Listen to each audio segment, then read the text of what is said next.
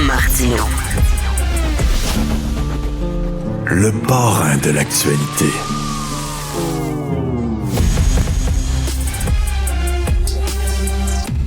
Le ministre de la Santé, Christian Dubé, a finalement annoncé que les médecins, les jeunes médecins qui sortent de l'école devront désormais travailler dans le système public pendant 5 ans. C'est un nouveau contrat social.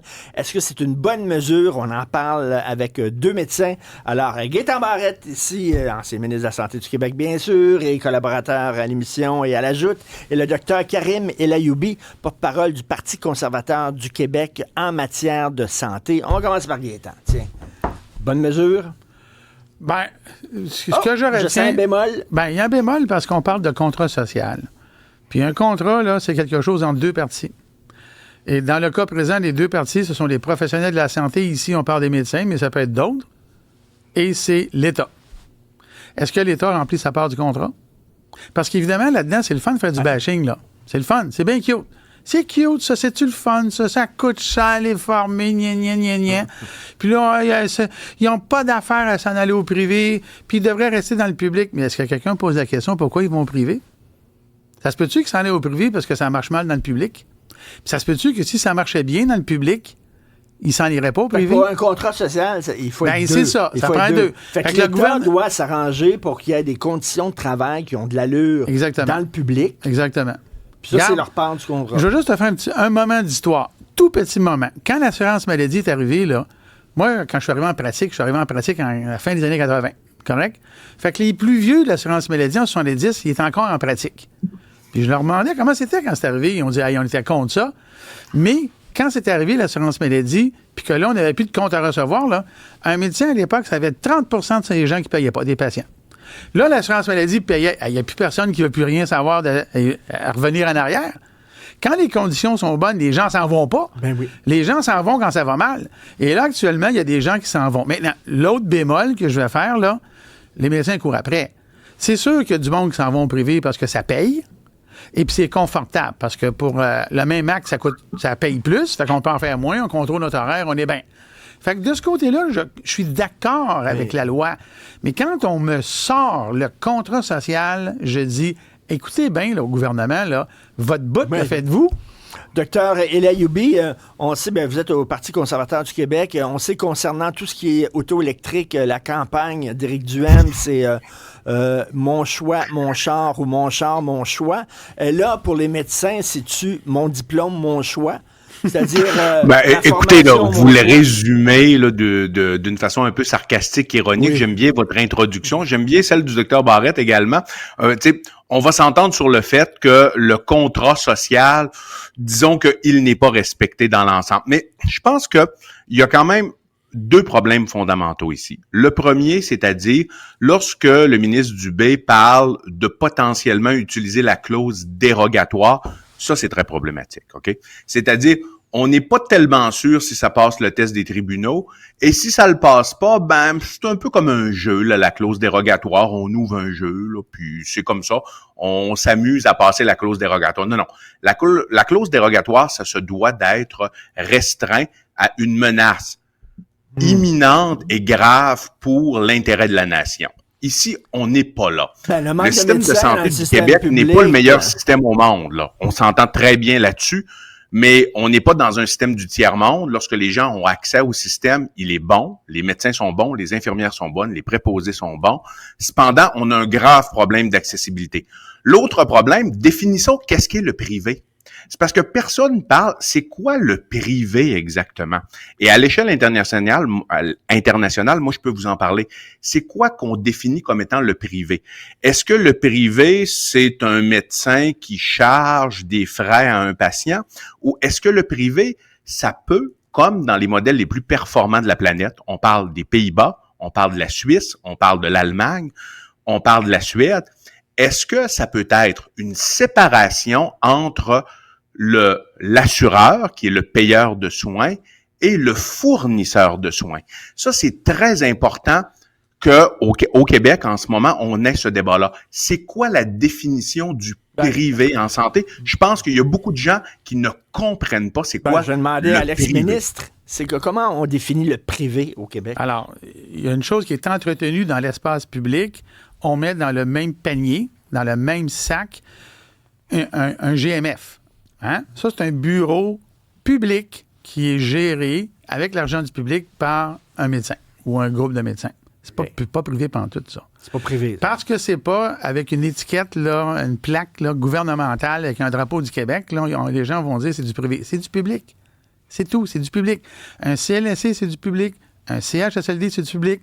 Un GMF, c'est du public. Du privé, le vrai privé, c'est carte de crédit. Ça veut dire que c'est un médecin désaffilié, non participant qui charge 100% aux patients. C'est ça, le privé. Le reste, c'est du public sous différentes appellations. CLSC, hôpital, CIS, CIUS, GMF, okay, clinique de vaccination. Ça, c'est tout public. OK, docteur El-Ayoub. Mais juste une parenthèse, oui. là. Ce dont on parle dans le projet de loi 83, on parle du privé comme je viens de le décrire. C'est ça, c'est là où il y a une fuite. Il y a des gens qui deviennent non-participants, qui s'en vont faire payer des patients pour gagner leur vie. Ils le font pour des raisons qui sont très discutables. Dans certains cas, on les comprend, le monde chirurgical. Les chirurgiens, là, moi, je connais des chirurgiens qui ont une priorité opératoire par mois. Ben, c'est parce qu'une par mois, là, on devient moins bon avec le temps, là. Alors qu'on devrait opérer presque à tous les jours. On s'entend? Oui. Alors, ça, là, chirurgien qui s'en va au privé, il y en a qui s'en vont au privé pour faire des sous, mais il y en a qui s'en vont au privé parce qu'ils ne peuvent pas opérer au public. Ça, c'est le contrat social dont je parlais tantôt, là. Est-ce que ça se peut, docteur El-Ayoub, qu'il y a des jeunes qui soient formés, là, mettons, là, on forme un jeune médecin, je vais reprendre la métaphore qu'avait déjà utilisée Jean-Luc Mongrain à la télévision, là. On forme un jeune médecin pour qu'il puisse piloter une Ferrari. OK? Puis là, il arrive dans le système public, puis on lui donne une Lada. Le gars, à un moment donné, il est tanné, il est fâché, puis il s'en va dans le privé, parce que dans le privé, on y offre la Ferrari pour laquelle il était formé. C'est-tu possible? Ben, c'est-à-dire, la nuance que j'apporterais ici, M. Martineau, c'est que celui qui est vraiment formé pour piloter une Ferrari, à l'heure actuelle, il y a peu de modèles dans le monde qui offrent la Ferrari dans le réseau privé. C'est-à-dire que on parle de chirurgie cardiaque, de neurochirurgie de la base du crâne, d'oncologie surspécialisée. Ça existe aux États-Unis, ça existe dans certains modèles, mais là où on se rend compte que les plateaux techniques sont plus intéressants, c'est dans au sein du privé. C'est pas dans cette médecine de haute voltige, okay. C'est plutôt dans la médecine, les cas de mineurs à modérés, où est-ce que, par exemple, à Québec, partenariat privé-public avec l'ASIC-MD, sont capables d'avoir le coût unitaire est à peu près le même, là, privé-public, mais sont capables d'en faire 1,8, là, presque 2 fois le nombre de chirurgies exigées. Même chose pour différents plateaux techniques. Le problème maintenant, il y a certaines études qui nous amènent et qui disent que ça coûte plus cher au privé. Mais c'est sûr que si vous avez juste quelques cliniques qui sont autorisées à faire du privé pour des interventions de mineurs à modérés, vous n'avez pas de concurrence. Ben, c'est sûr que le prix peut s'élever. Mais regardons encore, puis je pense que le message ici, le message principal, au-delà du débat, c'est de voir quels sont les modèles les plus performants à l'international. Moi, je vous en nomme quelques-uns. Là. Je vous nomme Pays-Bas, je vous nomme Allemagne, je vous nomme Suisse. Suisse, ils ont un PIB par habitant là, qui est plus élevé que le nôtre. On peut pas rivaliser avec ça. Pays-Bas, Allemagne, faites juste regarder ces modèles-là. Ils mettent 1 000 $ de moins par habitant, par année, dans leur réseau de santé, et ils sont capables d'avoir une accessibilité meilleure. Pas des meilleurs soins. On est très bon sur la qualité des soins. Notre problème, c'est le rationnement et l'accessibilité aux soins. Gaétan. Oui, mais regarde, c'est parce que quand on prend ces pays-là, là, il faut aussi prendre en considération que les pays qui viennent d'être nommés, ce sont des pays qui ont des systèmes parallèles. Ils ont un système public et ils ont des systèmes privés qui se compétitionnent l'un l'autre. La France, c'est la même chose. L'Angleterre, ils ont tout ça. Nous, on est un système à payeur unique. Et dans notre système à payeur unique, on rationne la population. Parce qu'on essaie de leur faire croire qu'on va leur donner la totalité des services, mais c'est pas le cas. La façon de rationner, c'est qu'on les fait attendre. Alors que dans ces pays-là, ben il y a des contraintes. Mais si les gens sont pas contents, ils vont payer de leur poche. Ben nous, on a à peu près pas ça au Canada, on l'a un peu au Québec. Maintenant, j'insiste sur un point. Le Pays-Bas, là, c'est un très bon modèle. Parce que le Pays-Bas, ce sont des impôts levés par la population, mais qui sont gérés par des assureurs. C'est des assureurs qui gèrent les hôpitaux. Mais eux ont des contraintes. Ça veut dire que le docteur ne peut pas faire ce qu'il veut. Ça veut dire que le docteur ne peut pas arriver et dire, là, ah ben moi, là, je vais travailler 2 jours par semaine, ou ben non, je vais en travailler à 5, puis je vais avoir des demi-journées. Regarde, tu as des volumes à rencontrer, tu as des obligations professionnelles. L'Angleterre a ça, les États-Unis ont ça. OK, mais je reviens mais nous, on n'a pas ça. Mais Gaétan, je reviens à ce que tu disais tantôt, le jeune médecin là, qui veut peut-être pas conduire une Ferrari, mais Christy, il veut opérer, il veut faire des chirurgies, ça ne tente pas d'être dans son bureau, les bras croisés. OK? Puis là, on lui dit non parce que la salle d'opération n'est pas disponible, elle est fermée, puis tout ça. Dans ces pays-là, est-ce que les médecins peuvent opérer? Puis, exactement. Bon. Eux autres, ça roule. Ça roule. Ben, ça roule pas. Alors, et comme je dis souvent, on reproche souvent aux docteurs des mini-entrepreneurs. Ben oui, mais c'est parce que le mini-entrepreneur qui est un médecin, là, s'il est intéressé par ses revenus, ben il faut qu'il produise des services. Alors, ça, c'est comme ça. Alors, il va produire. Sauf que, si on est dans un environnement où la règle d'or, ce qui est le cas aujourd'hui, est celle selon laquelle voici ce que j'ai de besoin pour avoir une belle qualité de vie, bien là, si la rémunération est à la bonne hauteur, bien, tu fais la balance entre les deux puis tu n'en fais pas autant. Tu comprends? Alors, là, nous, là, on parlait de la Suisse il y a un instant, là. Il y a 3 fois plus de médecins per capita en Suisse qu'au Québec. Ils sont pas mal plus riches qu'ici, là. C'est pas ça la question. La question, c'est qu'ils font beaucoup de médecine inutile. Je prends souvent l'exemple suivant, parce que je sais, je suis allé en Suisse. J'ai rencontré, quand j'étais leur président, là, c'est mes homologues. Je te donne un exemple. Une grossesse en Suisse, OK? Au Québec, tu as 2 échographies de remboursées par grossesse, parce qu'il y a que ça qui est nécessaire. Si la grossesse est normale, toutes les femmes qui nous écoutent, et les hommes, là-bas, ils en font 10? Une par visite. C'est combien le nombre de visites requis selon la science occidentale pour une grossesse? 24. Fait qu'ils font 24. Oui, monsieur. Alors, moi, j'étais avec eux autres. Moi, j'étais avec eux autres, puis je leur disais, ben pourquoi vous faites ça? C'est de la surutilisation. De me répondre, ah, ben oui, mais ça, c'est bon pour développer la relation entre la mère et l'enfant. Écoute, c'est une image à la TV, là. Oui. Je comprends, là, que c'est le fun de voir ça, mais 24. Alors, eux, ils sont 3 fois plus de médecins, mais il faut qu'ils vivent, ce monde-là. Fait qu'il leur faut faire des opérations. Exactement. Et comme c'est un pays très riche, ils laissent passer ça parce que politiquement, c'est rentable. L'idée, c'est qu'au Québec, avec les ressources qu'on a, on pourrait très bien faire s'il y avait un minimum de contraintes. Et les contraintes ne sont pas au rendez-vous. Là, je vais revenir sur la formation. Docteur Karim El Ayoubi, parce que c'est le nerf de la guerre. On dit, on dit aux jeunes médecins, vous allez passer 5 ans dans le système public. Pourquoi? Parce qu'on vous a permis d'avoir une formation qui coûte pas cher. Moi, la question que je pose, est-ce que vous seriez prêt que les futurs médecins payent le prix que ça coûte pour la formation? Et après ça, ils décideront où ils iront. Mais sauf que là, il n'y aurait pas de bonus et de prime de la part du gouvernement. On ne peut pas faire ça. Parfait. Je vais répondre à votre question, M. Martineau, très rapidement. Excusez-moi juste de ramener quelque chose. Okay. La Suisse n'a pas 3 fois plus de médecins par 1000 habitants. La Suisse a 4,7 médecins par 1000 habitants. Le Québec en a 3 par 1000 habitants. Donc, on est dans un facteur supérieur. Le pays qui en a le plus, c'est la Suède. On est autour de 7.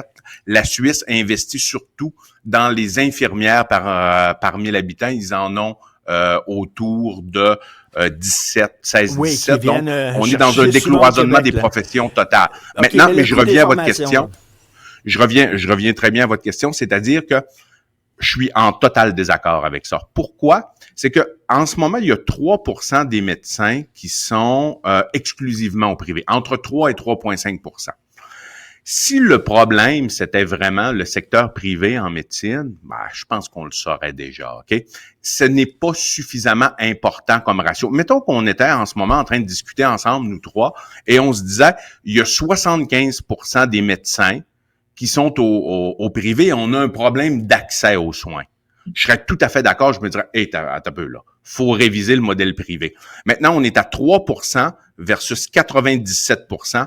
Là, naturellement, il y a des gens qui peuvent aller d'un côté et de l'autre en se désaffiliant, mais il n'y a pas de modèle économétrique fiable pour nous démontrer que le système privé, ce qu'on entend, cannibalise le système public. Il y a des plateaux techniques. OK, mais je vais demander à Gaétan, est-ce qu'on est alarmiste quand on dit que c'est une menace, le privé? Là? Les médecins s'en vont tous au privé. Là. C'est rien de 3% des médecins qui vont au privé, c'est pas énorme. Là, je ne vais pas m'estimer sur les chiffres européens parce que ça n'a pas d'intérêt, là. Mais il y a une chose qui est claire. Il y a une tendance. Et la raison pour laquelle une intervention est faite, c'est parce qu'on veut arrêter la tendance. Elle existe, la tendance. Les chiffres sont là. Le nombre augmente de ceux qui s'en vont vers le privé. Ça, c'est la première chose. Est-ce que le privé, d'une certaine manière, je ne dis pas que c'est la fin du monde, là.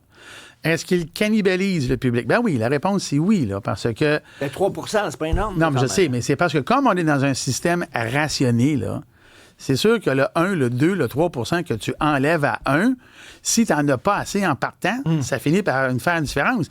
Ça, c'est la Suisse, là. En Suisse, là, si au lieu d'avoir 24 échographies par grossesse, tu en as 8, ce qui n'est pas nécessaire, ça ne fait pas aucune différence sur la qualité des soins, de la grossesse du bébé, de la mère, de la santé du bébé puis de l'accouchement, là. Mais quand on est à la marge, si la Suisse, par exemple, avait la capacité de ne donner qu'une seule échographie, bien là, si tu en enlèves 3%, bien c'est bien sûr que là, il y en a qui ne l'auront pas.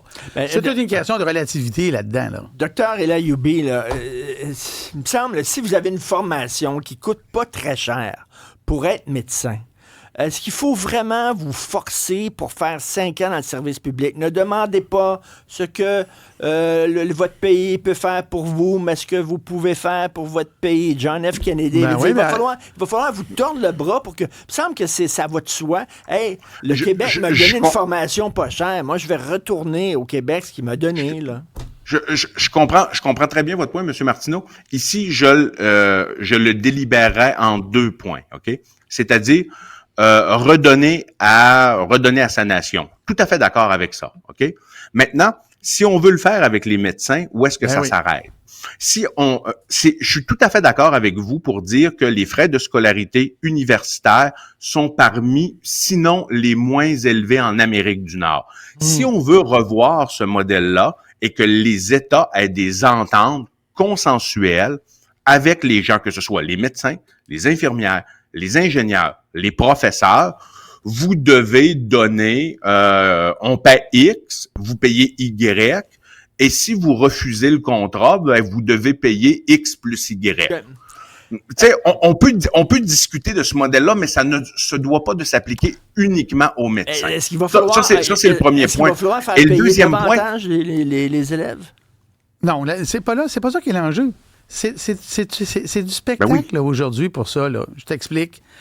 Ce matin, là, il y a eu hier et ce matin, il y a eu 2 annonces.